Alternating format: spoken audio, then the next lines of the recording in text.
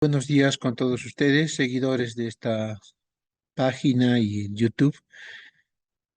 A propósito de los 490 años de la Fundación Española de Cusco,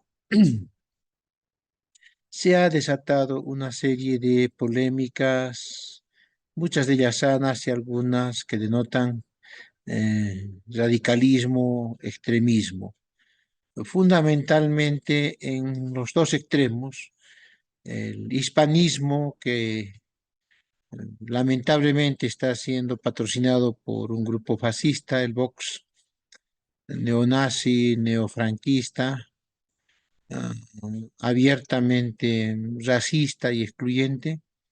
Y de otro lado también otro grupo racista, excluyente, también parecido, que es el indigenismo, ¿no? Que niega toda combinación humana, niega que algunos nomás han sido conquistadores, pero otros no, y no quiere reconocer una realidad que nosotros no avalamos, que es la violencia, pero que desgraciadamente marcó la historia, no es que se justifique, sino se comprenda, ¿no?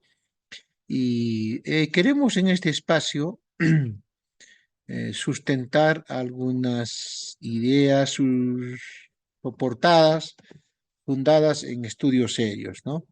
Yo soy Martín Hernando Romero Pacheco, historiador formado en la Universidad San Antonio Abad, la Católica, Flaxo, y en fin, en una serie de trayectoria científica, con todo el esfuerzo del mundo para ser imparcial, aunque no lo existe esto, siempre hay un sesgo, pero con todo el esfuerzo del mundo para ser amplio y ver las dos opciones. Entonces vamos a tratar ahora justamente ese tema tan controversial, eh, la relación entre España y los Andes, ¿no? La presencia de España en los Andes, ¿no? O sea, ¿qué implica la presencia de España aquí? Las luces y sombras, porque no solo podemos hablar de luces, estaría sesgando, no solo las sombras, porque ambos constituyen la historia.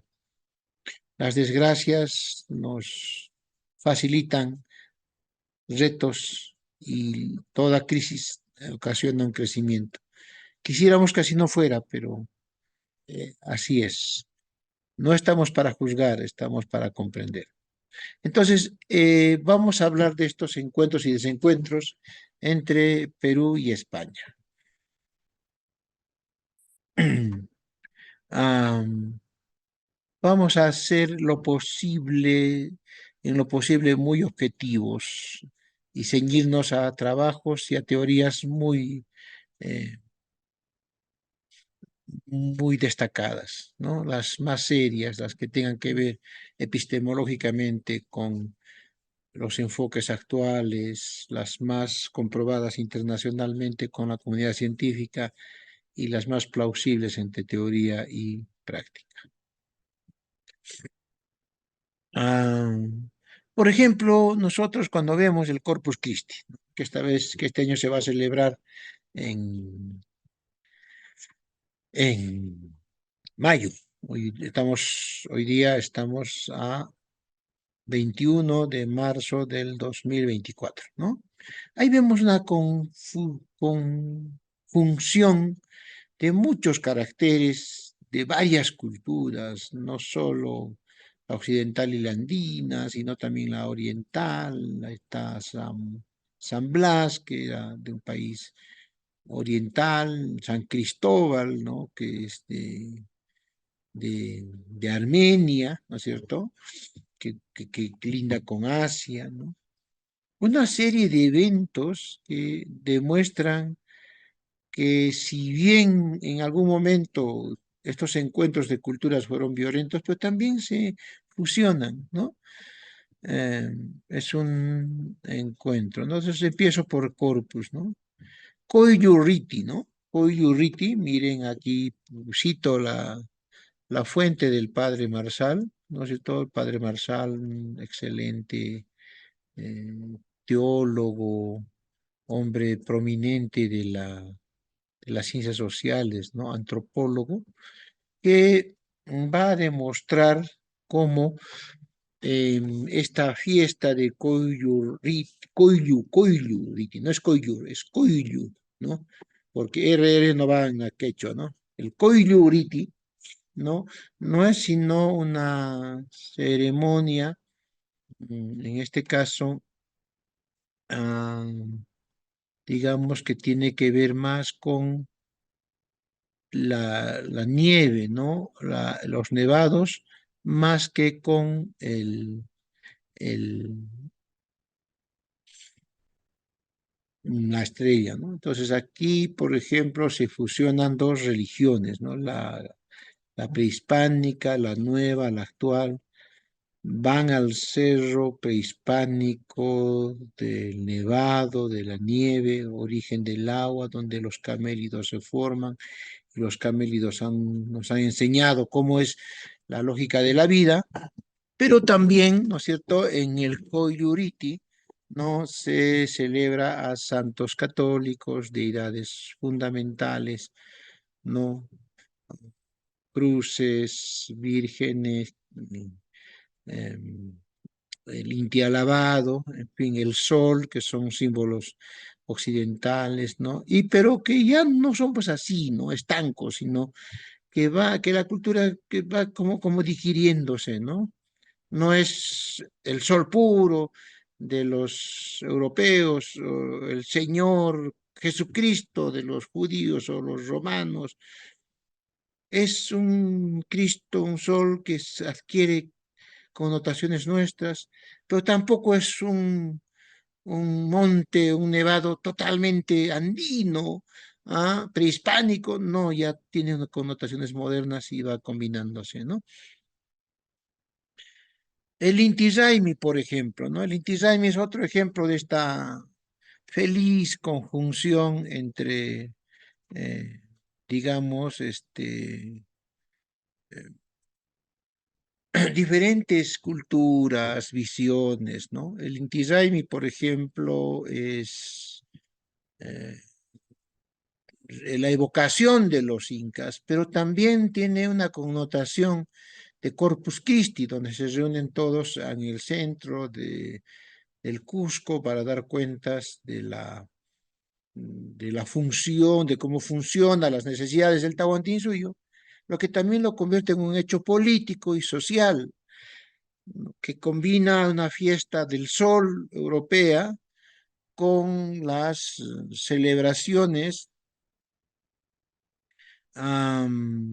andinas que posiblemente se hayan trasladado la fecha del Capac Raimi de diciembre a estas, ¿no? Posiblemente, porque 24 de junio es una fiesta muy cara, más que para los andinos, es una fiesta muy cara para los europeos, ¿no? No nos olvidemos que junio, 24, 23, 21 de junio, que se asocia a fenómenos eh, de la tierra, solsticio, y todas esas cosas, afelio, parelio, ¿no?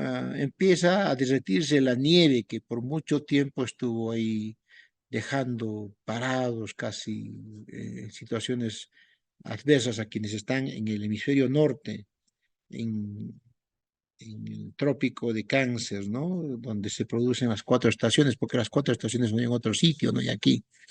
Entonces, fíjense cómo esta fiesta que reúne San Juan, ¿no? De Europa, se combina con la evocación del Incayo y el Tahuantinsuyo, ¿no? A todas luces es una fiesta bastante recreada, ¿no es cierto?, por la colonia, pero también connota esas dos vertientes, ¿no? Eh, entonces, no quiero decir que los españoles sean lo mejor, lo último, no, no, no es la intención, eso es subjetivo, ¿no? Sería poco histórico y ofendería la inteligencia y la dignidad de quienes oyen. Pero en todo lo que hacemos somos españoles, ¿ah? Usted ve el Cusco, una ciudad española, va a Sevilla, usted no sabría distinguir, ¿no? Las diferencias que hay entre Sevilla y Cusco y Arequipa y Lima, ¿no? Sobre todo las partes históricas. Entonces, hasta comemos, creemos, ¿no? El Santurantico y todos los santos, fechas sustanciales, tienen estos dos elementos para resumirlos, ¿no? Porque hay más, ¿no? Hay también orientales, africanos, ¿no? Entonces hay muchos elementos de cultura en estos, en ambos, ¿no? Ujú. Si me quieren decir, ah, no, tú eres pro español, pro hispánico, estás contra lo andino, prehispánico, no, en absoluto, absolutamente, nunca, nunca. Ni siquiera sabes cuando mm, mal hablé esto del que he hecho, no, no, jamás. Estaba le daba otra connotación. Porque lo andino es fundamental, lo prehispánico, o sea, hemos logrado niveles altísimos, pero que no era suficiente para entrar al mundo occidental, ¿no? Era otro mundo, era otra circunstancia. Baste decir algunas cosas que el mundo prehispánico tiene y que nadie se lo va a quitar, que son base sustancial de todo. Primero que hemos sido una estructura institucional, una civilización que ha logrado éxito en vencer, adaptarse y crear condiciones de vida en un lugar tan dificultoso y terriblemente adverso como los Andes, ¿no? Que hemos logrado instituciones, reciprocidad, control vertical de pisos ecológicos, sustancialmente, pero civilización en todo el sentido de la palabra, ¿no? Pensamiento complejo, instituciones, organización, un Estado. Y acá tiene problemas, ¿no? Hemos tenido problemas, por ejemplo, en el Incario, que se expandió rápido y una guerra civil, pero eso no niega pues, lo mejor de lo andino, ¿no? O sea, a veces las guerras civiles, desgraciadamente, son mortales, es cierto, pero generan también cambios, ¿no? Podemos decir de lo andino, por ejemplo, como grandes cosas que no hemos tenido guerras civiles, no hemos tenido totalitarismos, no tuvimos hambrunas, hasta ahora, hasta ahora, siempre hemos salido defensores de la democracia y baste para probar ello que tenemos muchos presidentes presos, ¿no? Entonces, no es solo pues los valores democráticos occidentales, ¿no? Entonces, son todo, que se ha combinado, como diría mi maestro Jorge Flores, se ha digerizado y ha dado otro resultado. Entonces, no es ni español puro puro, ni hispánico puro puro, no. Quienes hablan de puro puro, no conocen el proceso humano, ¿no? Entonces, es este, ¿no? El punto. ¿Qué ideas y lugares comunes existen? ¿No? Es importante hablar de estas ideas y lugares comunes porque aquí es donde radica mucho de ah, del uso de esta historia casi emocional, ideológica, política o religiosa, nacionalista, ¿no? De la cual hay que tener mucho cuidado, ¿no? O sea, hay que advertir científicamente esto, ¿no? Bueno, siempre se dice, ¿no? Los incas eran los mejores, no eran ladrones, que no había hambre, ladrones ni injusticia, que tenían los mejores recursos y producción, que los incas eran el cielo. Ni cierto ni falso, ¿no? Hay cosas muy positivas en las sociedades prehispánicas, pero en sociedades humanas, con todos los defectos de los humanos, con todas las angurrias, mezquindades, abusos, tiranías, conquistas, guerras. Que si emocionalmente podemos decir que era mejor que las otras culturas, pues es emocionalmente, porque es nuestra, ¿no? Nuestra mamá va a ser la mejor de todas, nuestros hermanos los únicos seres a quien más queremos, nuestros padres. Pero eso no se discute si no estamos hablando de ciencia. Sí, han tenido cosas muy positivas, los andinos, la reciprocidad, el sentido colectivo, pero también han habido otras cosas, hambrunas, carencias. Y no es bueno idealizar, ¿no? Estamos en un espacio científico y creo que la historia nos ha dado muchas muestras de ello. Y si uno quiere tener lo andino prehispánico como religión, como una bandería, como quien adora un equipo de fútbol, a Messi o a Ronaldo o a otro, ¿no es cierto? Entonces sí, tiene todo el derecho, pero si lo va a hacer como ciencia y como público y profesional, hay que tener cuidado. Otro lugar común que siempre no, los españoles somos ladrones porque los españoles han sido ladrones, ellos nos han traído todos los defectos, la angurria, la envidia, el robo, la flojera, el ser vivos, ladrones, ¿no? Entonces, tampoco es cierto, ¿no? O sea, eso es algo así, yo comparo lo que decía Hitler de los judíos, o los norteamericanos de los islandeses, italianos, ¿no? O lo que hacemos ahora, ¿no? Fíjense nomás contra los venezolanos, o lo que hacían con nosotros, los españoles, ¿no? Los más conservadores, los peruanos ladrones que vienen acá de otros países, ¿no? Que, los peruanos, o a veces en Bolivia, los peruanos, ¿no? Entonces, eso llaman prejuicios, estereotipos que hay que tener mucho cuidado, ¿no? España es la culpable de toda, con España empieza la desgracia del Perú, y todo era antes bonito, pero llegaste tú, como dice la canción, ¿no? Que los conquistadores eran ladrones. A ver, yo le pongo a pensar, si un viaje del siglo XVI del viejo mundo al nuevo, por el Atlántico o por otra ruta, es como ahora un viaje que se hace pues de aquí a la Luna, a Marte, ¿no? Salvando las distancias, ¿no? Y yo me pregunto si un ladrón podría pilotar una de esas naves que necesitan mucha disciplina, valores éticos fuertes, formación intelectual, formación física, ¿no? Entonces, hay cosas que se contradicen, ¿no? Bueno, se dice porque se dice, ¿no? Pero eso creo que hay que superar.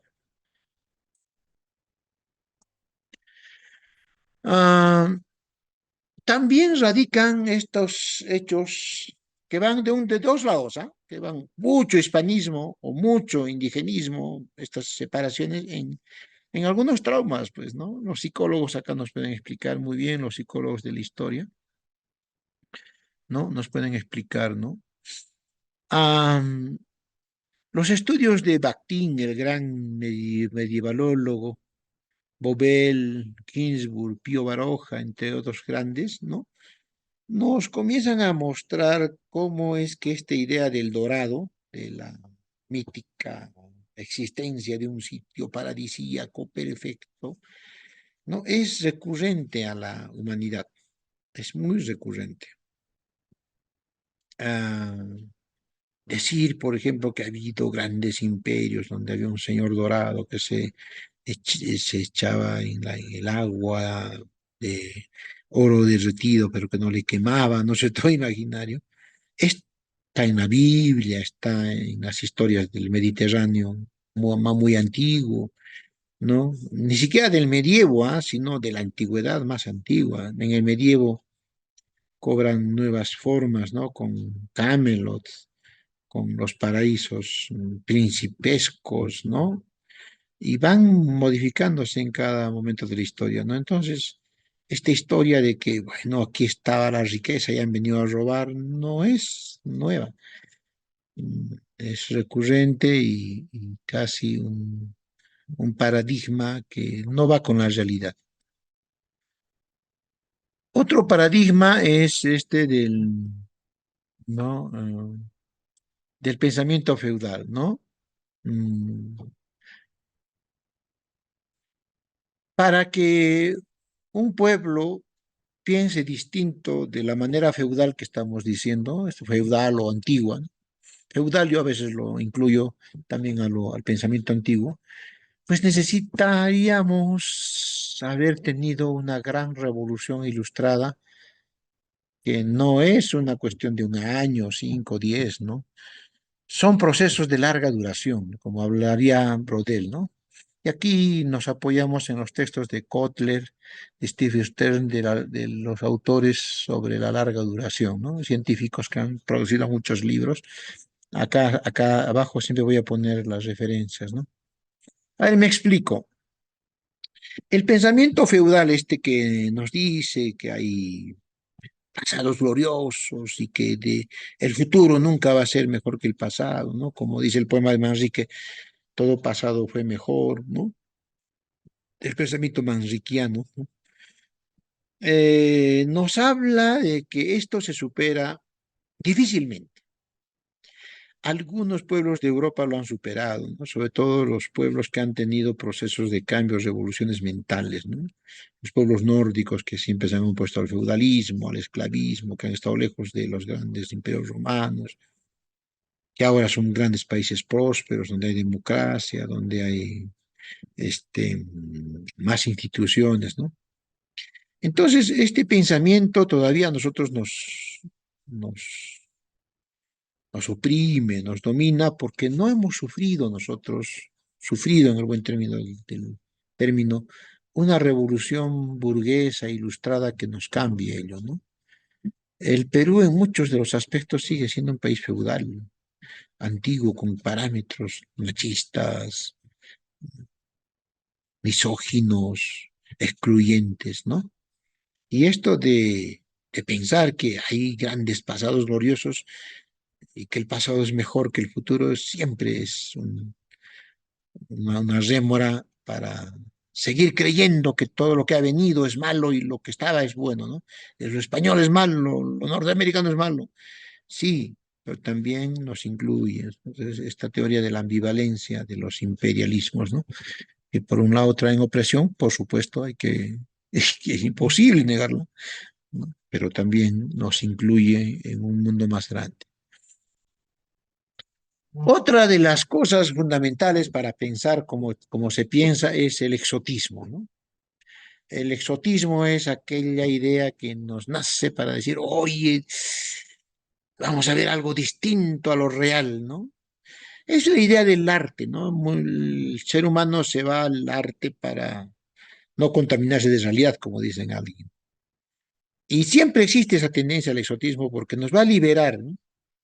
Y aquí yo me respaldo en los estudios de Juan Ceballos, de cómo se presenta el indigenismo, los estudios de Guevara, ¿no es cierto?, de Mario Guevara, sus textos que nos hacen ver los bricheros, ¿no? Te ofrezco el Cusco, la noche cusqueña, lo exótico, los incas, yo soy el nuevo inca, y se pone un sombrero pelo largo y la gringa que, una experiencia con un inca, ¿no? Entonces, ya viendo en ese plano, y en todo plano, ¿no? Hoy voy a ver lo exótico, voy a retroceder 500 años en la historia, 1000 años, voy a ir a Cusco, ¿no? Y muchos de mis primos, cuando venían de Lima, yo soy cusqueño, vivo en Cusco, he nacido en Cusco, ¿y dónde están las llamitas? ¿Por qué usan acá camisa? ¿Por qué hablan bien en castellano? ¿No? Entonces, hay esa idea de lo exótico, ¿no? Y entonces domina, lo pasado es mejor, lo que viene es lo peor. Era un paraíso esto, ¿no? Y por eso le pongo la imagen del paraíso, ¿no? Eh, y también este retorno, los psicólogos nos pueden explicar mejor, el retorno a la infancia, ¿no? La canción de Serás mi niñez, ¿no? Crecí, mi padre se hizo canas, punteando pijamas, y mi hermano se fue. Creo que entonces yo era feliz, ¿no? Entonces todos hemos sido felices en la infancia, ¿no? O sea, siempre estamos negando la vida, siempre yendo hacia atrás, que el pasado fue mejor, ¿no? Y eso es una tendencia, ¿no? Los psicoanalistas dicen que lo que no has resuelto en tu infancia, lo arrastras y te hacen solucionarlo a partir de diálogos y de, ¿no? La Gestal y todas otras, Jung y todos esos psicólogos, ¿no? Muy buenos, ¿no? Nos explican esto, ¿no? De la presencia de la infancia y el ir a lo infantil, y el ir a lo originario, y no hay nada originario porque Tampoco los andinos son originarios, porque ellos han cruzado el estrecho de Bering, son chinos, y los chinos también a su vez no son originarios porque han venido del África, y los África, de África tampoco, porque la vida se desarrolla en el mar. Y entonces, si vamos a buscar originarios, no vamos a encontrarlos, ¿no? Esa es otra de las bases mentales, psicológicas, estructurales que tiene el ser humano para atacar a España, ¿no? Y decir que somos puros, ¿no? Y ni uno ni otro, sino que somos un proceso permanente.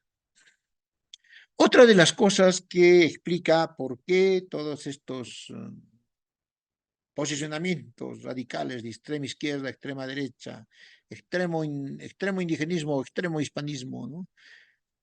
Purismo o dominio, que no es la salida, es más bien la ecuación, la conjunción, es lo que estamos viviendo ahora, ¿no? Pablo Macera, muy muy temprano, dijo algo que es importante, ¿no? Que estamos viviendo una etapa del aceleramiento histórico, ¿no? Y aquí yo me sustento en Carlos Barros, un historiador muy destacado de la Universidad de Santiago de Compostela, quien dirige la página Historia Debate, el mismo Macera, que es un analista muy lúcido de la historia, el filósofo Tamayo Herrera, cusqueño, que destaca mucho en el Perú, ¿no? Y ahora está muy mayor, pero igual su huella es imperecedera. Entonces, es el aceleramiento histórico, ¿no? ¿Qué es el aceleramiento histórico, no? A ver, me explico. Es cuando la historia transcurre tan rápido, los hechos tecnológicos, económicos, políticos, ¿no? Tan rápido que la sociedad y el humano, que van despacio, siempre porque tiene procesos sociales, humanos, no logra alcanzar a esta velocidad tan rápida del aceleramiento histórico. Entonces, como no logra alcanzarlo tan rápido, no logra comprenderlo. Y al no comprenderlo, no se adapta. Y al no adaptarse, obviamente, van a surgir problemas de, ¿no es cierto?, congruencia entre ese mundo político, social, económico, tecnológico que avanza rápido y su mundo social, ¿no? Muchos sí lo logran, ¿no? Porque tienen ventajas, beneficios, son pocos. Desgraciadamente en el mundo los que tienen eso son pocos. Y la gran mayoría se queda, pues, se queda, ¿no? Eh, Desprovista al mismo tiempo, material, en recursos, en poder, desprovista de todo ello, que la ventaja de poder y de beneficios que da este aceleramiento, ¿no? Es como la fábula de la zorra y las uvas, ¿no? Dice que había una zorra que comía comida de baja calidad y de pronto ve unas uvas que están en la parra en lo alto, decide comer y valora que es mejor que su comida que tenía antes. Entonces valora eso y salta para obtener esta comida, no lo logra, sigue saltando, no lo logra. Y a medida que va frustrándose, va diciendo, creo que no son buenas. Sigue frustrándose y dicen, ni siquiera buenas, no son. Sigue saltando y al no lograrlo dicen, no, son una porquería, peor que la comida que comía, ¿no? Entonces, lo que ocurre es que cuando uno se frustra, no alcanza esos niveles tan acelerados y tan grandes y casi inalcanzables que te brinda la sociedad moderna, muchos de ellos terminan comprendiendo, esforzándose por alcanzarlos, ¿no? Otros lo han logrado, pero la gran mayoría termina odiando ello y diciendo que su pasado, su cultura originaria o la que tiene, es la mejor y se cierran ahí como un mecanismo de defensa. No estoy juzgando, estoy comprendiendo a gente que ha sido desplazada, pero que no le queda otra, porque a veces si no se vuelve loca o no podría sostener su existencia. Entonces, ese cerrarse en sus ideas, en sus sustentos básicos, se llama fundamentalismo, ¿no? Y hemos visto que eso está a la luz del día en el mundo, en todas las clases sociales, ¿ah? Ni que se diga solo en los países pequeños, de Medio Oriente, son juzgados permanentemente por imperialismos que les explotan sus recursos, sobre todo energéticos, petroleros, ¿no? O en pequeños países donde bananeros, donde explotan grandes empresas y se crean sectas, o en grupos religiosos que se ven amenazados por otros grandes. No, Estados Unidos. Fíjense ustedes, ¿no? Está la toma del Capitolio, hecho por gente muy rica, con mucha plata, con mucho poder, con mucha educación, entre comillas, que cree que los migrantes son el gran problema. Mira cómo recurren a temas de siempre, el siglo XIV. En la peste se decía que los migrantes judíos eran la desgracia. ¿Y cómo recurre esto en la historia, no? Entonces, en todo sitio, el fundamentalismo no es solo de los islámicos, de los católicos o de los nacionalistas rusos o chechenos, no, es una cosa así general, ¿no? Van atrás al fundamento, se cierran porque no quieren entender, ¿no? Es esa psicología, volviendo a la psicología, ¿no? Ese defecto que tienen, ¿no? Que es la causa de la misoginia o la, la, ¿cómo se llama? Los crímenes femeninos, los feminicidios, ¿no? Esa impronta de que lo que no puedo tenerlo, lo destruyo y me fundamento, ¿no?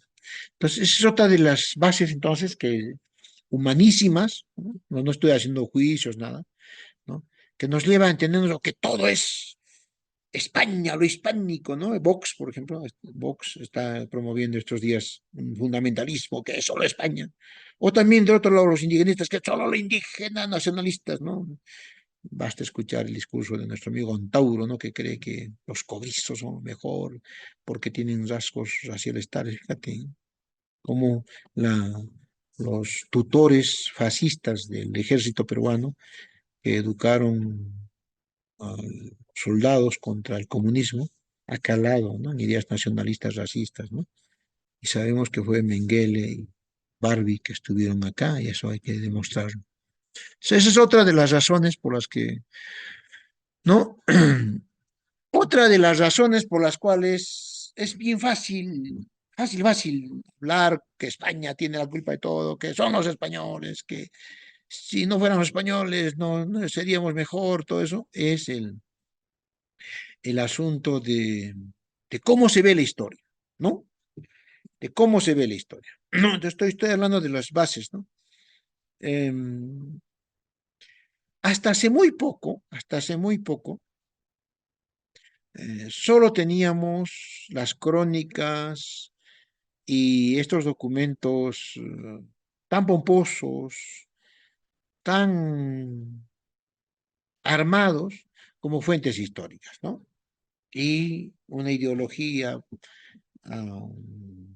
criolla, borbónica, ¿no?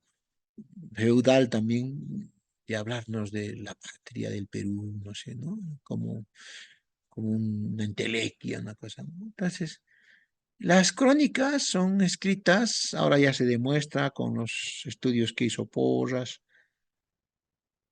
Franklin Pease, Araníbar, ¿no? Ya sabemos que las crónicas son testimonios de parte, o sea, una especie de legajos personales de un juicio, de personajes que están pidiendo algo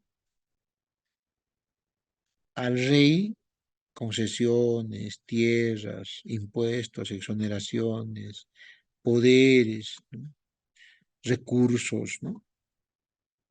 Y para lo cual ellos escriben esto sustentando, cambiando la historia para justificar lo que piden, ¿vale? Es decir, si yo pido ese terreno, esa parte, esa exoneración de impuestos, tengo que demostrar que he sido del linaje de los incas o que he sido pariente de tal conquistador, que le he servido en tal. Y en ello, como ustedes saben, muchos de nosotros hemos estado en juicios, sabemos que la otra parte o la parte siempre o tergiversa o modifica o reinterpreta la historia a su favor. Y en muchos de los casos, no solo eso, sino los tergiversa profundamente, pone un caso donde no lo hay, arma. Y entonces esto, si bien es útil, porque hasta esa elucubración, ese constructo que hace, te sirve también para saber qué criterio está viendo, indirectamente eso te explica otras cosas, pero ya se ha demostrado que las crónicas no son tales, ¿no? No son realmente documentos históricos, en todo su sentido, ¿no? Si bien tienen referencias, algunas, pero no, ¿no? Y ya con los estudios de John Víctor Murra, Jorge Flores Ochoa, se sabe que hay documentos que son más objetivos, yo diría, ¿no? En este caso, informes, visitas, que son documentos mucho más fríos, mucho más científicos. Informes, visitas, ¿no? Porque son documentos administrativos que no pueden mentir, porque tú vas a trabajar temas de mucha responsabilidad, la administración, ¿no? Entonces es otro de las entradas por las cuales nosotros nos llevamos por estos documentos y como hay españoles y como hay personas que escriben contra España porque tienen problemas, y ya vemos que los jesuitas, por ejemplo, ¿no? Los jesuitas, que tenían problemas con la monarquía, los habían negado, se fueron a Nápoles, se expulsaron a Nápoles, luego salieron con Roma y tuvieron un espacio acá, pero contrario a la monarquía. Entonces, también hay diferentes juegos, ¿no? Contra España, a favor de los incas, la rebelión que tienes en Vilcabamba, que hay que negociar con ellos, ¿no? Y las interpretaciones. Entonces hay una serie de cosas complejas que no sería el caso explicarlos ahora, ¿no? Que explican también por qué este odio y esta historia en la que todo lo malo hace España, ¿no? Entonces ese es el punto. Eh, El odio a España también tiene unas bases históricas, ¿no? De luchas geopolíticas, ¿no? O sea, no es nada sencillo, pues, ¿no? No es nada sencilla la lucha contra España o este prejuicio contra España, ¿no? No nos olvidemos que en el siglo XVI España es la potencia mundial por razones de su crecimiento, el aporte moro, su situación geopolítica, su unidad, su expansión, ¿no es cierto? Una potente economía, ¿no? Toda la herencia morisca, ¿no es cierto?, de un gran Estado, la tecnología que le brinda esta presencia mora del año 710, ¿no? Y pues por supuesto que también hay luchas, ¿no? El Imperio Romano, que había abarcado España, Francia, lo que llaman los países latinos, tuvo problemas con los britanos, ¿no? No pudo conquistarlos del todo a los britanos, ¿no? Recién los anglosajones, al final del Imperio Romano, los invaden. Y también hay otra Europa, ¿no? Una Europa eslava del este, ¿no? Rusófona, ¿no? Con fuerte componente ruso, eslavo, ¿no? Entonces, España va a tener una oposición de Inglaterra, sobre todo Inglaterra, ¿no? Porque en algún momento España, en el siglo XVII, forma una alianza con Francia, ¿no? Contra Inglaterra, ¿no? Pero aún así van a tener dificultades. Entonces, Inglaterra y Francia siempre van a, a tener a España como enemiga y viceversa. Y en esta lucha de intereses geopolíticos, imperiales, de dominio, entra también la lucha histórica, ¿no es cierto? Entonces, parte de la lucha es la calumnia, el mal hablar de ellos, el mal historiar, y entonces, enemigo de mi enemigo es mi amigo. Aquí los enemigos son los incas de Vilcabamba, los que todavía añoran el mundo prehispánico, y entonces Inglaterra se alía a ellos, ¿no es cierto? Incluso se dice que Bartolomé de las Casas tenía alguna afiliación con Inglaterra, y van a hablar mal de España, pues van a crear toda una leyenda negra. Más tarde, Norteamérica, heredera de Inglaterra, y que quiere invadir toda América hispana, Va a ser lo mismo, va a hablar mal contra España, va a crear historiadores antiespañoles. Sabemos que Norteamérica dominó nuestro sistema económico, político, educativo, y van a poner todo este veneno contra España. No estoy diciendo que España sea lo mejor, no, no, no, no, a mí no me compete. Yo estoy narrando cómo se crea esta historia contra España, porque también han tenido sus errores, ¿no? Tan humanos como siempre digo que son.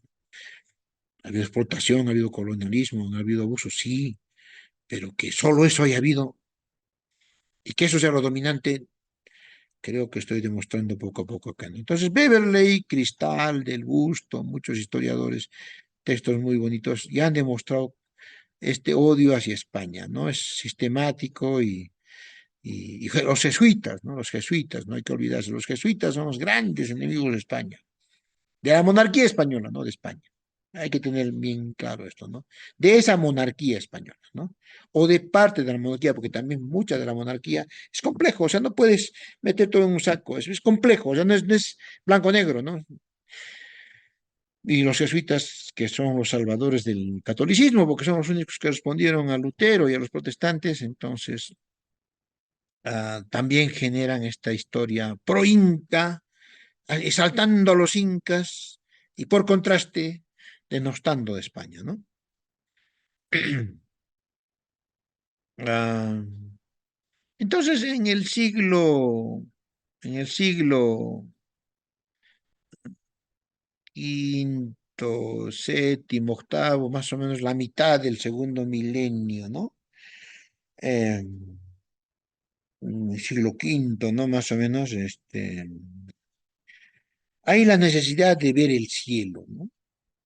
Porque Europa también se está desgastando, el feudalismo se desgasta, las cruzadas, eh, la peste destroza mucho Europa, ¿no? Entonces, las crisis climáticas y todo esto hace que Europa, el viejo mundo, sobre todo no solo Europa, porque el viejo mundo es toda una constelación, esté pensando en un cielo, ¿no? Y como ese cielo no está ni en el norte, porque están los vikingos, ni en el sur, porque el Islam está ahí, su enemigo, ¿no? De los occidentales, ni en el este, porque los magiares vienen, entonces comienzan a imaginar un cielo en el oeste. Y todo lo que encuentren en el oeste va a ser cielo, ¿no? Va a ser perfecto, ¿no? Tomás Moro, ¿no? En el oeste está el cielo.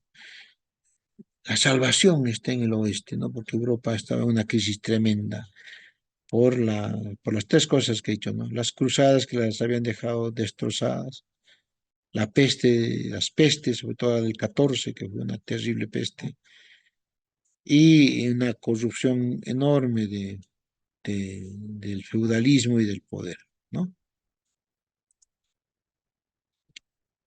Ah, entonces, hay que tener mucho cuidado también con la colonia, ¿no? Cuando hablamos de colonia, le metemos todo en un solo saco. La colonia es una sola. No, no, no, no. O cuando hablamos del pasado y futuro, ¿no? Pasado, presente y futuro. Todo lo del pasado es malo, ya también contrario a lo que pensamos, ¿no? También el racionalismo, ¿no? O sea, fíjate esa contradicción, ¿no? En algunos aspectos decimos que el pasado es bueno, ¿no? En la parte, hemos dicho, subjetiva, ¿no? Pero también en algunos aspectos racionales, no, el pasado es malo, ¿no? Ya también el pensamiento racionalista, ¿no? Escatológico. Y el futuro es bueno, tampoco, tampoco del todo, ¿no? O por lo menos yo diría, no del todo, ¿no? Hay que tener mucho cuidado. Entonces, hay dos colonias. Es una cosa importante que como historiador siempre recalco a mis alumnos o cuando converso es que tengan cuidado, les digo, hay dos colonias. Hay una colonia donde España todavía es una sociedad intercultural en términos de que se conviven y unas a otras se prestan y avanzan hacia adelante, ese concepto de interculturalidad, donde España tiene muchos, yo diría milenios de convivencia con culturas distintas, cartagineses, romanos, celtas, visigodos, musulmanes que se le dan un esplendor a España y luego, entonces esa España tolerante que construye, que se matrimonia con los nativos, entre comillas, porque yo no creo que haya nativos, porque también estos van evolucionando y vienen siempre con los originarios, ¿no? Esta palabra que un día hablaremos mucho de ella, que se combina, ¿no? No es como Inglaterra, ¿no? Que destroza todo lo que encuentra y se cierran, ¿no? Las 13 colonias, los Pilgrim Fathers, ¿no? Los padres peregrinos se cierran entre ellos y matan al resto y no se combinan. Los anglosajones son así, ¿no? Invadían un país y no se combinaban con nosotros. En España no tiene ningún problema, tiene milenios de convivir con judíos, con musulmanes, ¿no? Y la guerra contra los musulmanes no es contra los musulmanes, es contra ciertos estados que tenían poder en el sur, porque España ahorita sigue siendo musulmana, ¿no? Tú ves a un español y ves a uno de Rafah, donde ahorita hay guerra, ¿no? Medio Oriente, no hay ninguna distancia, los españoles son esencialmente moros. Ah, entonces hay dos etapas, ¿no? De acuerdo a la historia española. Hay una España moderna en términos de emancipación, integradora, incluyente, ¿no? Que va desde toda su historia y donde todo se muere en el mundo es en 1740, cuando estos modernos, cuando el feudalismo resucita frente al ataque que tuvo de la ilustración, las revoluciones burguesas, la ciencia, la tecnología, la emancipación y los derechos de la República. Eso lo vamos a ver con más calma, ¿no? Una cosa es la España de 1570, con el virrey Toledo, que funda realmente el estado de convivencia, ¿no? Donde hay alférez reales, tupajamaros que tienen todo el manejo de la economía, mm, nativos que se casan con españolas y viceversa, una especie de armonía, por supuesto, dentro de también conflictos y presiones que hay, las dos cosas, pero no es lo más. Y otra es la España de 1740, que ya caen los Austrias, entran los Borbones, y casi no es España, porque entran franceses, holandeses, ingleses a dominar.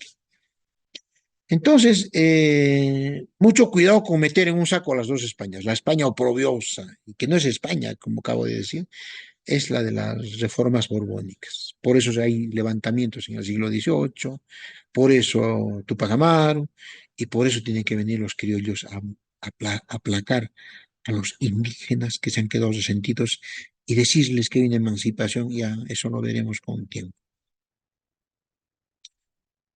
Entonces sí ha habido una convivencia, ¿no? Sí ha habido una convivencia,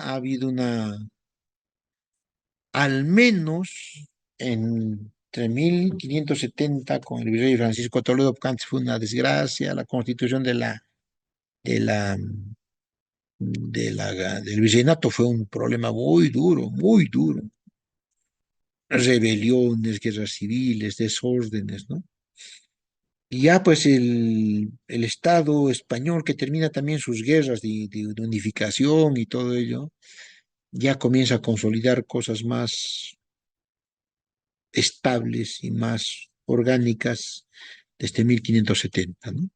Y esto dura hasta 1740, donde no hay sucesión de los Austrias, caen los Austrias, una casa que tenía convivencia, que practicaba la convivencia, y entran los excluyentes, racistas, borbones, que en realidad son los mismos que hoy sustentan este mundo neoliberal salvaje que vivimos, ¿no? Lo explicaremos en su momento cuando hagamos historia moderna. Entonces aquí tenemos lo que decíamos antes, ¿no? El ejemplo de cómo España es una organización de muchas culturas que han vivido en armonía con ellos. Ay, no, me olvidaba, ¿no? Cuando los judíos fueron expulsados de Palestina, su tierra, del Imperio Hebreo, tomada por Roma desde el año 100 antes de Cristo, más o menos. No, perdón, estoy equivocándome. Toma. el año 20 inicios del milenio, ¿no? Y la rebelión se da en el 150, ¿no? Después de Cristo, ¿no? Obviamente Cristo marca. Y los votan a, a los judíos rebeldes, ¿no? Y estos se asientan en España y son los que magníficamente manejan las finanzas, el comercio, la prosperidad española, junto con toda la sabiduría musulmana que traen. Y se crea un Estado realmente intercultural. Yo creo que quienes estudian la interculturalidad o la están aplicando para lograr un país más armónico, deberíamos estudiar mucho más esta interculturalidad histórica que se da en España, antigua e incluso medieval, ¿no? Está muy entrado, pero desgraciadamente en 1740, como digo, todo se malogra, todo se destroza esta convivencia y termina en lo que terminó terriblemente España, una guerra infame civil del 36 al 39 en el siglo XX, ¿no? Pero esa es otra historia, ¿no? Porque España también ahora está recuperando de un modo magnífico. Entonces, este es el modelo español de convivencia que traen aquí. O sea, eso es lo que no está viendo mucha gente. No estoy diciendo que es la maravilla, lo mejor, ¿no? No, sería no ser historiador y no ser científico, ¿no? Pero sí habían cosas, habían dificultades, claro que sí, habían operaciones, claro que sí, habían angurria, mezquindad, sí, por supuesto, es un reino humano, pero que eso domine, muy dudoso. Esta es la España, ¿no?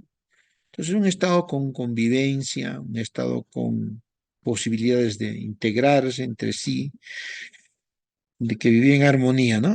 Y ahí está, de nuevo, lo que les decía hasta hace un poco antes que esta última referencia, ¿no?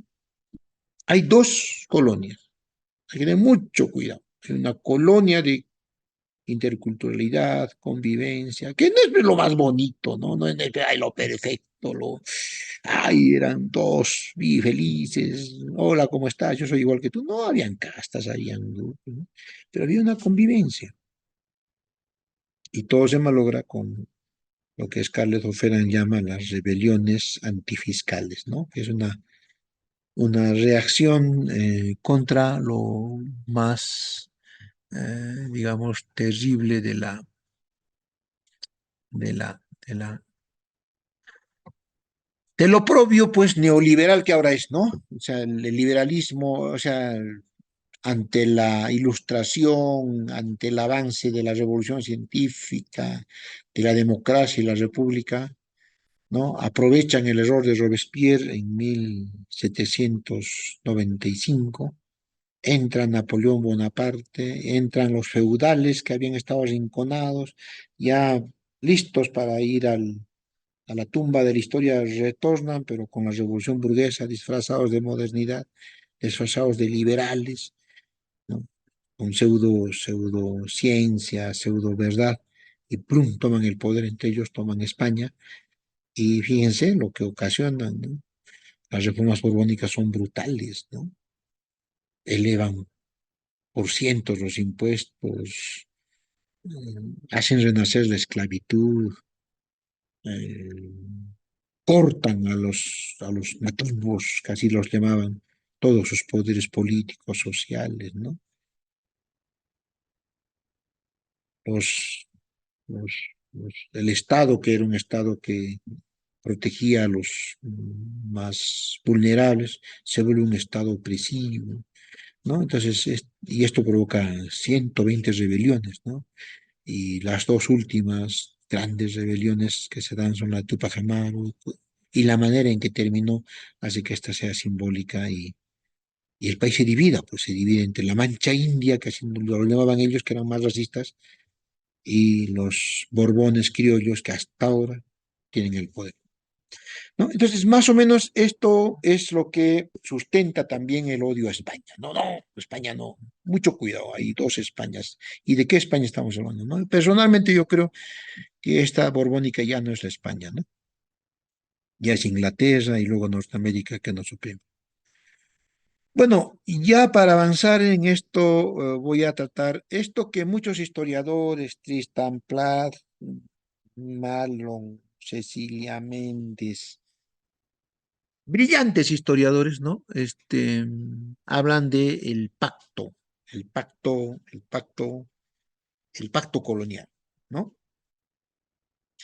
Entonces, como los incas habían desarrollado una expansión rápida, 60 años, entre todas las expansiones, esto también, la rapidez crea desadaptación en los dominados, ¿no?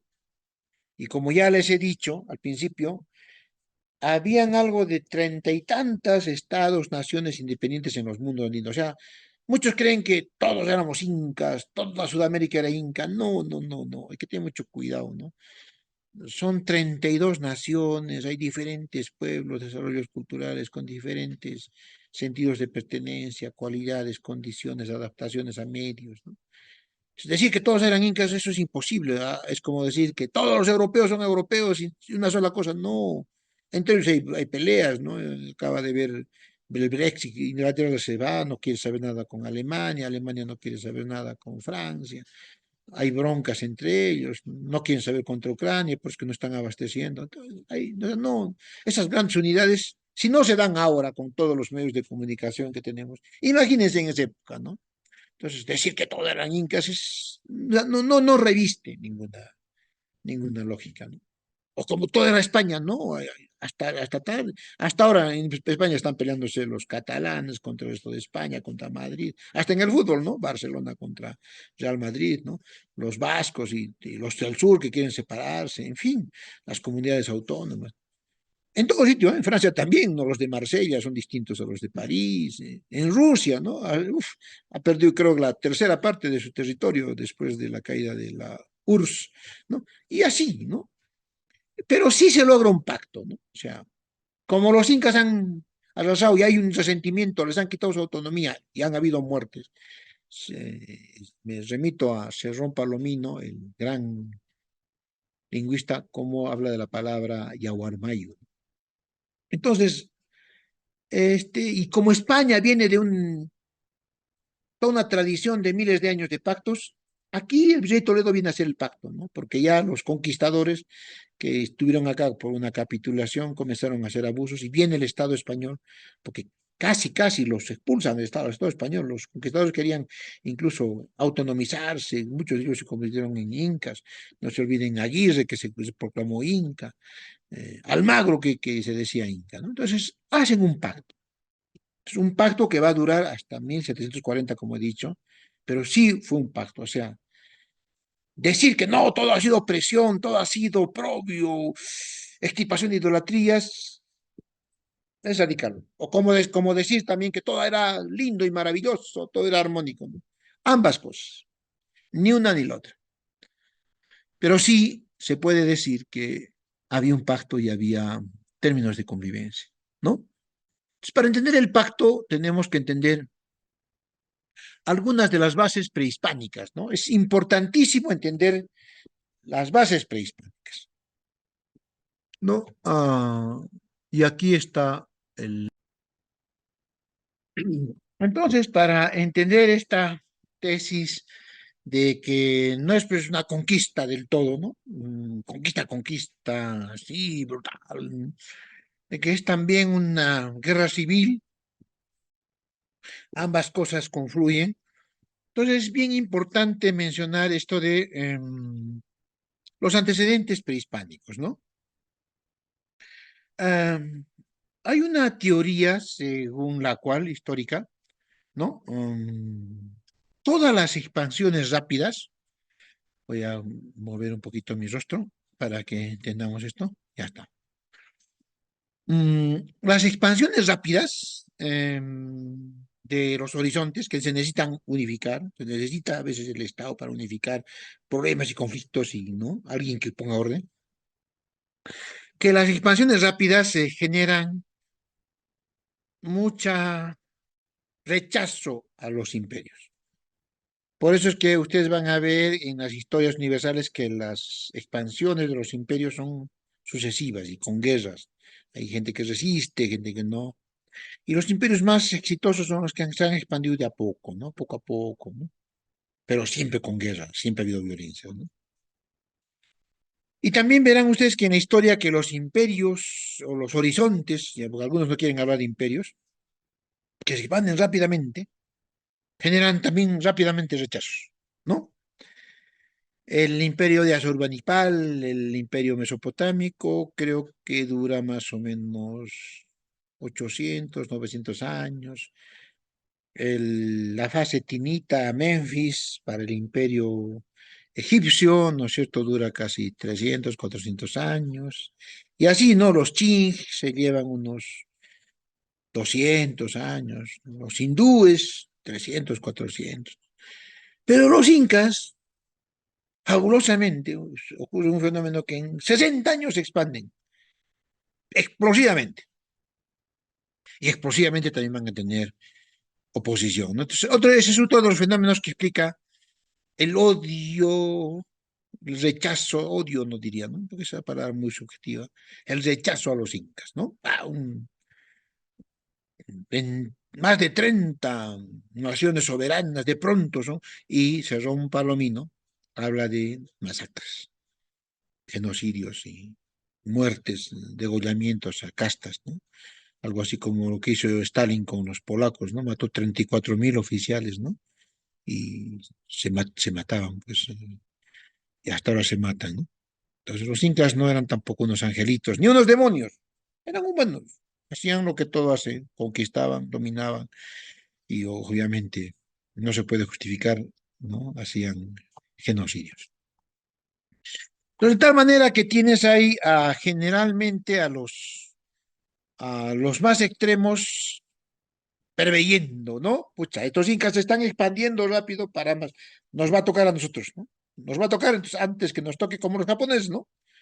Vieron cómo a los chinos los invadían los ingleses, hacían lo que les daba la gana a los franceses en China, y los japoneses pusieron su barba en remojo. No, a mí no me hacen esto, ¿no? Yo acá los unifico con Tokugawa, luego hago el periodo Meiji, desarrollo bien mi tecnología, mi economía, mi aparato militar y me defiendo. A mí no me hacen lo que hace China, ¿no? Oprobio, entraban hasta la ciudad sagrada, saqueaban, metían opios, ¿no? Hasta que vino otro, peor que los opresores que se llama Mao Zedong, que hizo igualito y peor, y hasta ahora Xi Jinping, ¿no? Entonces, se parecen al enemigo, ¿no? Los enemigos terminan pareciéndose entre ellos. Entonces los cañaris dicen, pucha, a mí no me hacen esto, pues a mí han arrasado con los huancas, han arrasado con todo el centro de los Andes, ¿no? Entonces los cañaris que ya estaban oprimidos en parte se juntan y comienzan a avanzar hacia el sur, ¿no? Los cañaris. Los avanzan hacia el sur los cañaris y pues los collas, que eran el centro del poder, ¿no es cierto? Porque los incas son collas, pues, ¿no? Son confederaciones collas que tienen el poder del ganado, ¿no? Del camélido, que es la potencia. El que tiene el camélido tiene la potencia. De ahí viene la palabra huira, cocha. Huira es camélido, cocha es el que tiene muchos.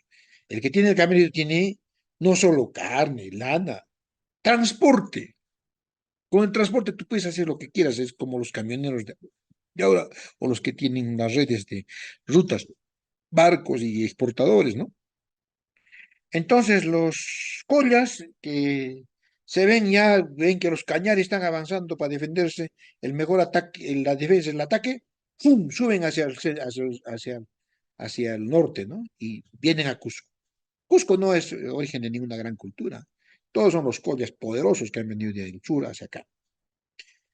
Y estos se expanden y van a generar toda una de 1470 a 1532 se expanden,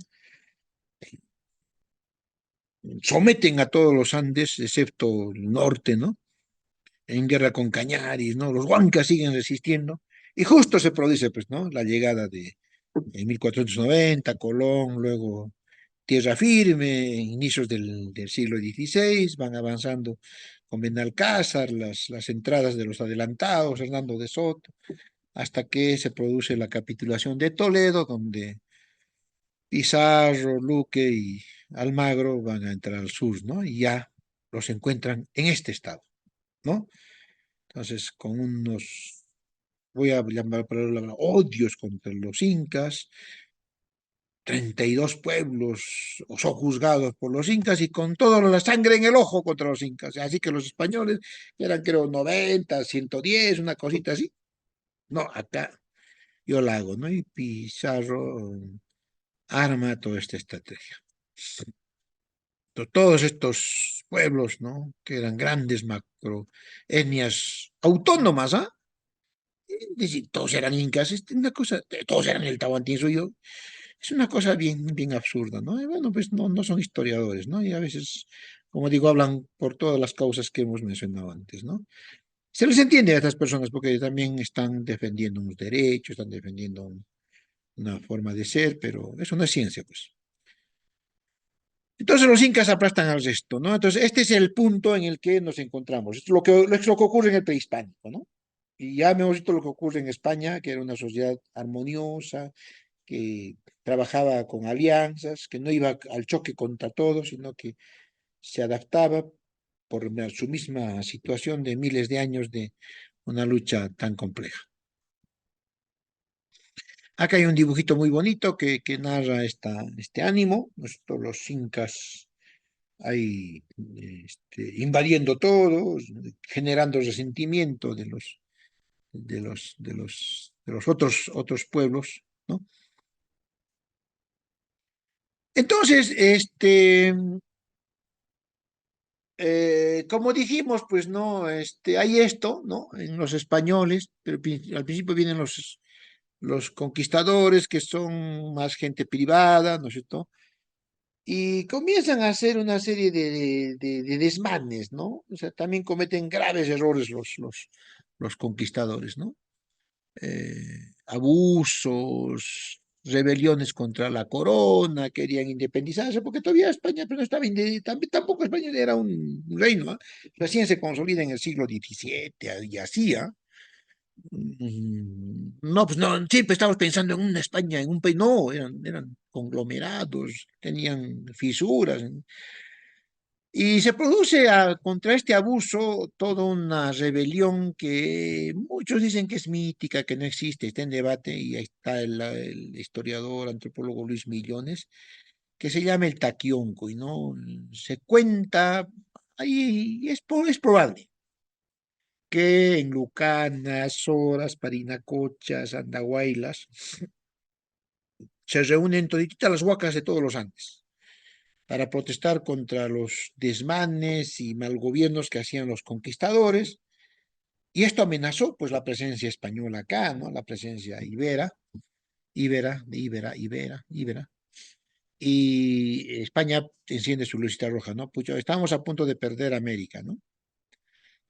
Hay un desorden, hay un caos, los virreyes Velasco, Blasco Núñez, Cabeza de Vaca, los encomenderos, los encomendados, los pacificadores, no habían logrado, ¿no? Así que hasta, anda, le mandan a su mejor pieza, ¿no? Francisco de Toledo, un virrey, pucha, un hombre magnífico, de condiciones altísimas, y te organiza el Estado ya. El Estado hace un pacto, ya bueno, ya, hemos vencido, están acá los reinos que eran oprimidos por los incas, todavía están ahí los de Vilcabamba, ¿no es cierto? ¿No? En 1570 todavía siguen ahí, ¿no? Manco Inca, Titu Cuzi, Saidi Tupac Amaru primero, ¿no? En el año 52 han querido negociar con el marquesado de Oropesa, ¿no? Para ver estas tierras de Yucay y todo esto, ¿no? Bueno, entonces, pues mandan a su mejor, a lo mejor, ¿no? Y ya, organícenme todo ese estado, hágame un estado mejor, unificado, ya, póngame orden, ¿no? Y lo primero que hacen es pactar con todos los grupos y les dan, pues, un cogobierno, ¿no? Claro, la colonia sigue gobernando, no hay que ser bien ingenuo, pero cogobierna de alguna manera los alférez reales, o sea, los nuevos incas, ¿no? Siguen respetando. A muchos de los caciques, a la mayoría se les da capacidad de gobernar sus propios territorios económicamente, se les da facilidades para que paguen tributos, se unifican familias, ¿no? O sea, no, pues no, esa idea de la opresión absoluta no es cierta, ¿no? Pero tampoco de que todo era bonito, ¿no? Ni uno ni otro. Y aquí, pues, gráfica, no la conquista, ¿no? Es perfectamente, aquí se ve perfectamente cómo ¿no? Hay una colaboración entre españoles y muchos de estos, la gran cantidad de estos caciques oprimidos. Entonces, volviendo a esta España compartida, intercultural, de que gobernaba con diferentes poderes, ¿no?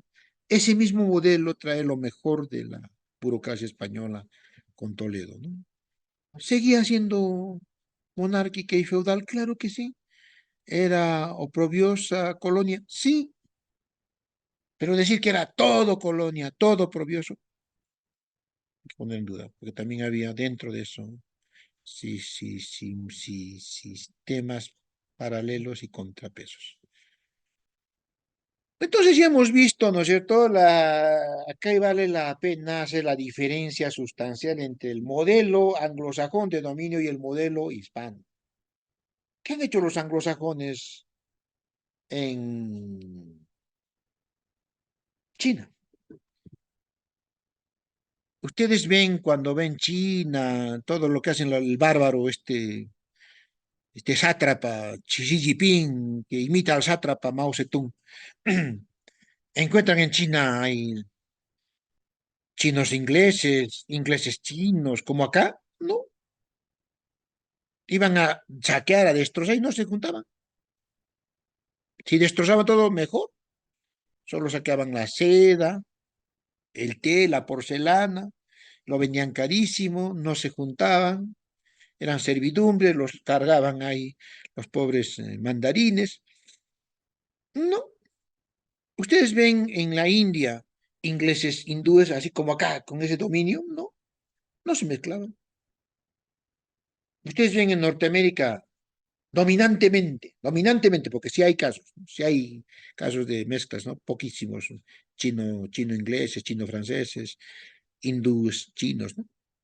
Ustedes ven en Norteamérica dominantemente, así, ingleses amerindios, como los llaman allá, no, unos cuantos para las películas, para códigos de guerra, para eso, ¿no? Para esas películas.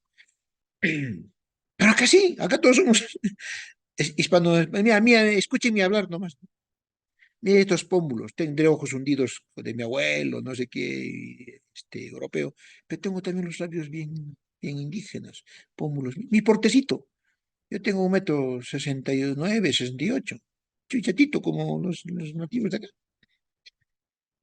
Gustos, no tomo leche, tomo leche y estoy, ya así, indígena, mi mamá es nahuari, mi abuelo nahuari, mis abuelos no vasco, otro inglés, no sé qué, pero ahí estamos ahí combinados ahí.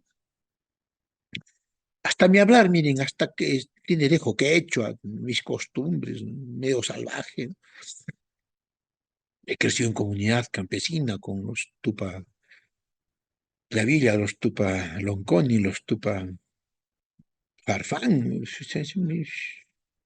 Como si nada, me adaptó. La primera chica que he tenido, una chica del campo, ¿sí? Así como le llaman, ¿no? Entonces, no, pues no hay, aquí sí hay, pues, ¿no? Entonces, a diferencia de esos que arrasaban factorías y se cerraban, y a los demás, no, acá hemos hecho sociedad. Les recomiendo que lean a Vicent, el que está ahí abajo, este autor grande español, y del Perú lo lean a una gran obra linda que me marcó mucho, mucho, mucho mi vida y que lo veo esto a diario. Es La transformación del español en el Perú, de José Durán, el gran José Durán, garcilasólogo, ¿no? Que habla de Garcilaso y cómo acá han venido a construir sociedad. Yo no estoy haciendo un ditirambo, una apología de lo español, pero que tiene defectos terribles, ¿no? Pero han venido a construir sociedad, a juntarse, a construir mundo, cultura, el mismo catolicismo español es constructor de cultura y hasta ahora somos católicos. Mira, estamos a puertas de la Semana Santa, la tradición ultra, recontra hispánica, occidental, con nuestros lazos de este lo nuestro, ¿no? Entonces, eso, ¿no? Esa es la diferencia entre quienes nos critican, pues, ¿no? Que los incas españoles, conquistadores. Y ustedes, señor, y usted inglés, a ver, ¿qué cosas ha hecho masacres? ¿Qué cosas se celebra el Día de la Acción de Gracias? Es cuando un grupo indígena salía con los Phyllis Frades, los pioneros, y mata a una comunidad, una comunidades indígenas enteras. Aquí no ha habido asesinato ni genocidio, ¿no? La peste ha sido, ¿no? No ha habido matanzas deliberadas, genocidio como así planificado, como Churchill lo hizo, como Hitler, como los turcos contra los albaneses, ¿no? Si alguien me demuestra que ha habido una planificación de esto, al contrario, más bien unirse, juntar a la gente, amoldarse a la reciprocidad, porque acá el factor humano es importante, una persona vale mucho para las relaciones y todo, ¿no? No estoy haciendo ninguna apología, si no estoy siendo realista, ¿no? Si no hay que leer, pues, a Noble Koch, que sustenta que la crisis demográfica fue más por enfermedades endémicas que no había resistencia, ¿no? Y entonces acá voy a mostrar ya para finalizar, ya está muy largo este video, un poco cómo hemos fusionado algunas de las características culturales más estructurales, ¿no? El Pachatusan, que es sostén del mundo, y es también el señor de Huanca. El Huancarumi es a la vez una tradición prehispánica del que sostiene el mundo, y también el señor de la columna, que cuando está siendo el señor de Huanca azotado, está sosteniendo el mundo. Fíjense esa, y hay que leerlo al Padre Marsal, La transformación del cristianismo en el Perú, linda obra que nos demuestra esto, ¿no? La palabra Cuzco, con Z, es español. Oigan, carambas, carambas, lean pues. Por favor, disculpe que sea así, ¿no?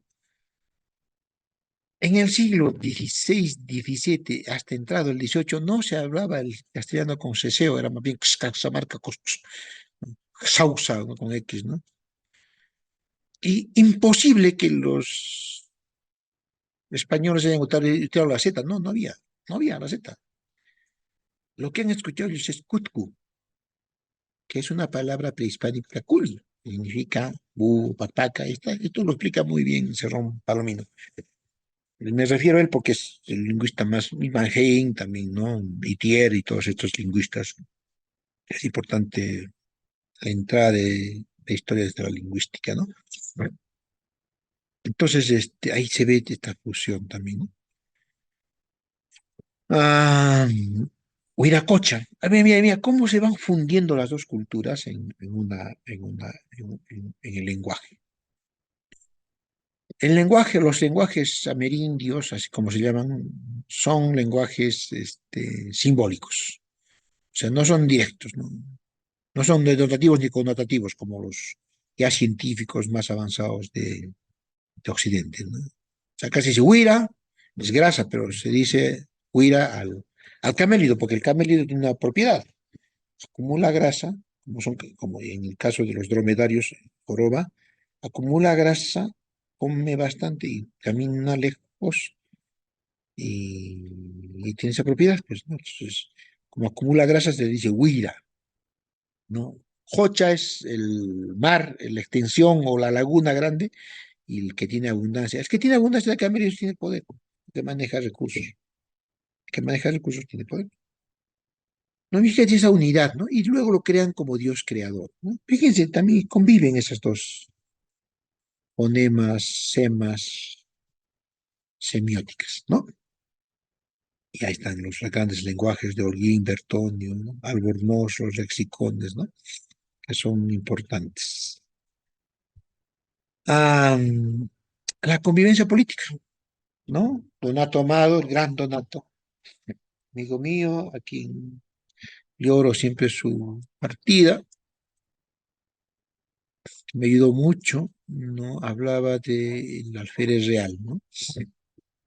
Si no eran pues totalmente descendientes incas, ¿no? Porque ya pues, ustedes saben, cuando se conquista un grupo, la dinastía se tiene que cortar y ellos crean otra, con el mismo nombre de repente, ¿no? Como en Europa, ¿no? O en España propiamente dicho, ¿no? Los visigodos invaden Roma y al cabo de un tiempo los mismos visigodos están llevando apellidos romanos. Y no porque sean descendientes de los romanos, sino porque están restaurando y recreando con respecto del enemigo que han derrotado, ¿no? Igual acá, derrotan a los quispes, yupanquis, Y esos yupanquis mueren, se los extermina porque tienen una posición política contraria a la corona, pero los nuevos cañaris que han dominado, que son los que ahora ocupan el lugar, ¿no? Como chasqueros, como confidentes o como administradores de confianza, porque han colaborado para derrotar al anterior estado, ahora llevan apellidos incas. Sinchi Roca, Yoque Yupanqui, Tupayachis, ¿no? Inca Rocas, en fin, son colaboradores de los españoles que ahora tienen esos apellidos gloriosos y están gozando de posiciones. Estos son y representan a poblaciones grandes, y a su vez son representantes políticos, económicos, sociales. Entonces, ha habido una convivencia, cogobernaban. Por supuesto que no era más o como, como las cortes o el contrapeso de poderes, ¿no? Pero sí estaban ahí. Eh, y aquí también tenemos otra cosa que yo te decía, ¿no? O sea, todo eso que hemos hablado de la interculturalidad española, de estas sus posibilidades de convivencia, se ven plasmadas en instituciones y en intelectuales. Teodoro Hanke y también Hampe, eh, historiadores muy valiosos como De la Puente y todos, ya han hablado muy intensamente de esta existencia de todo un pensamiento renacentista moderno en pro de los derechos de los juzgados. No solo está Bartolomé de las Casas o Antonio de Montesinos, sino está Vitoria, Francisco de Vitoria, las casas, como he dicho, Sepúlveda, ¿no? Las leyes nuevas que se plasman en cómo es que dan tierras a todos los nativos de la América y cómo definen esas tierras. Basta, o sea, yo digo, ¿en qué país has visto tú que la gran cantidad de comunidades campesinas, de la gran cantidad del país, está ocupada por comunidades campesinas prehispánicas, que, que se han combinado, por supuesto, que han convivido con España? En Estados Unidos tú ves que los indios tienen las tierras o son los gringos. En China, que es colonia de Inglaterra o India, por Dios, eso no se ve. Y todavía sí dicen que algo opresivo, ¿no? A ver, que me demuestren esos imperios grandes y han logrado que su gente tenga tierras. Eso lo ha logrado España. Las tierras que han tenido, ya uno dirá, no, es que eran por las tierras de ellos. Claro que sí. Y los han seguido manteniendo. No los han quitado. No los han quitado. Ah, Jerónimo Cabrera Alartao, con composición de tierras que tan bien nos habla Donato, el gran Donato, nos demuestra esto, ¿no? Las leyes de Burgos a favor de los oprimidos. Hay todo un debate sobre la evangelización, la destrucción de idolatrías, que sería largo hablar y ya no quiero aburrirles mucho con este video que ya ha demostrado algo y ya voy a cortarlo. Que es que la evangelización ha sido terrible. No, un momentito. La reforma luterana trajo consigo también una contrarreforma católica,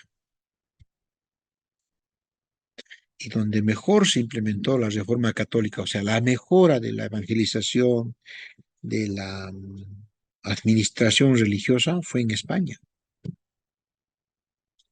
¿Por qué?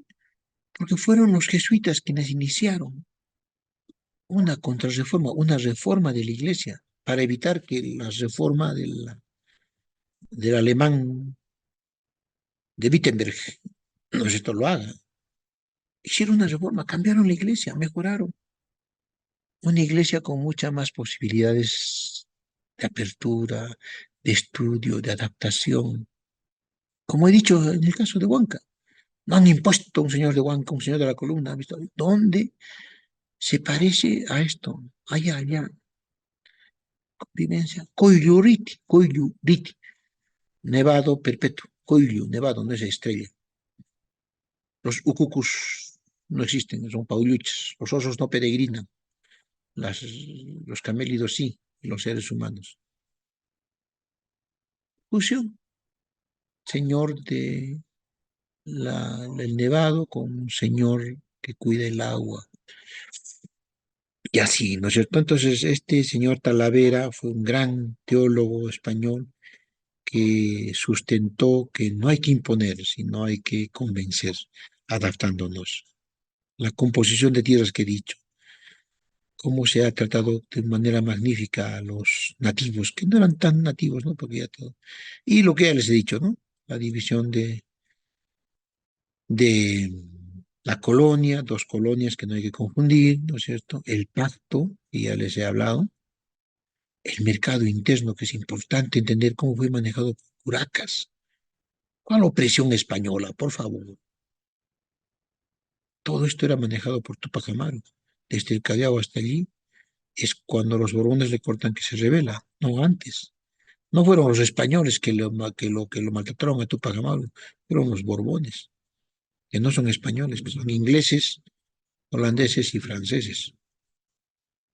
Ah, Tristan Pratt, me olvidaba. Tristan Pratt, un gran historiador, habla de cómo cuando cobraban impuestos antes de 1740, ahí ponían a las momias para que miren y paguen lo justo, nada más que lo justo y no más. Eso se disparó después de 1740 con los Borbones que cometieron unos terribles abusos. Y así, entonces, hasta aquí hemos llegado en esta primera parte de la, de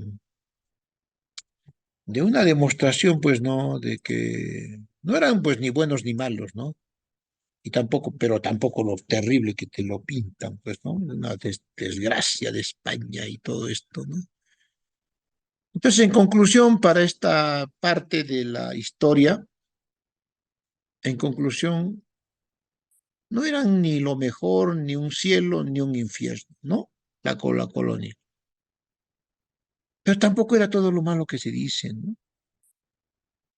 Y que por lo menos de 1570 a 1740 sí hubo un pacto y convivencia que significó sustancialmente el posicionamiento del mundo andino en la historia, la creación de modernidades, de una civilización y de lo mejor que tenemos ahora. Al principio había mencionado que no tenemos guerras internas crueles, que tuvimos hace poco, tres veces en la historia, ¿no? La de Sendero, la de los 60 y la de los 30, se acabaron rápido. No hemos desarrollado dictaduras así, como en Portugal, ¿no? Dictaduras de siglos, ¿no?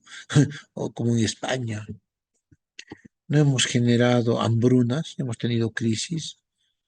Hay una institución fuerte que viene del prehispánico, pero que se refuerza en ese lapso de la colonia y que continúa en la República porque vuelve a surgir y sigue hoy. Entonces, veamos lo mejor de la historia, o sea, no dicotomicemos bueno, malo, español malo, indígena bueno, y además es racista, ¿no? ¿Quién es español? ¿Quién es indígena? Ya, pues somos tanto, tan combinación, eso es bien racista, ¿no? Lo que hay que ver más bien son instituciones, permanencias, factores, valores que ahora nos unen. ¿Que hay que olvidarnos de lo malo? No, no. Pero que eso nos haga odiar o tergiverse toda nuestra mirada histórica, tampoco. Equilibrio, equilibrio. Pero lo malo y lo bueno, lo que se hizo de bien y lo que se hizo con oprobio. Pero siendo justos, haciendo un fiel de la balanza, lo bueno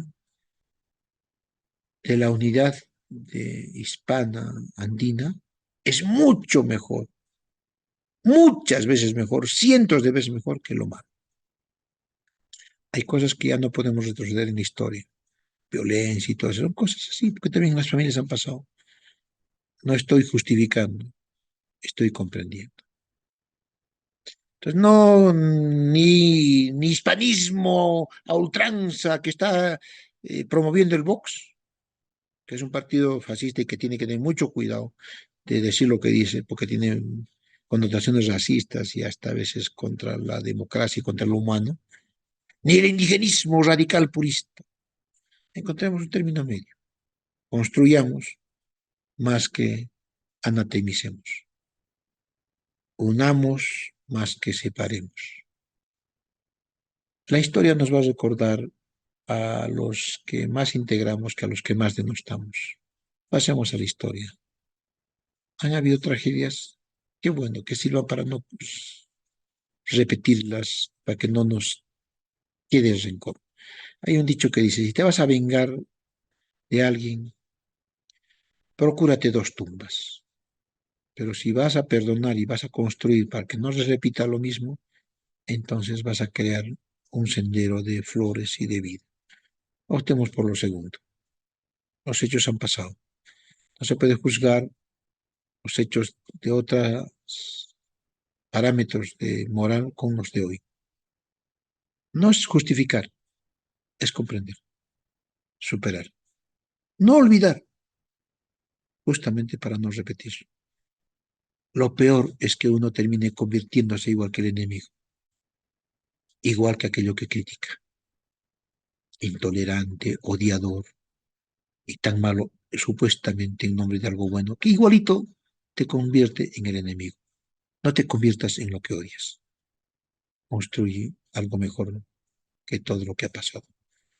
Muchas gracias y hasta otra ocasión en que continuaremos con estas disertaciones sobre España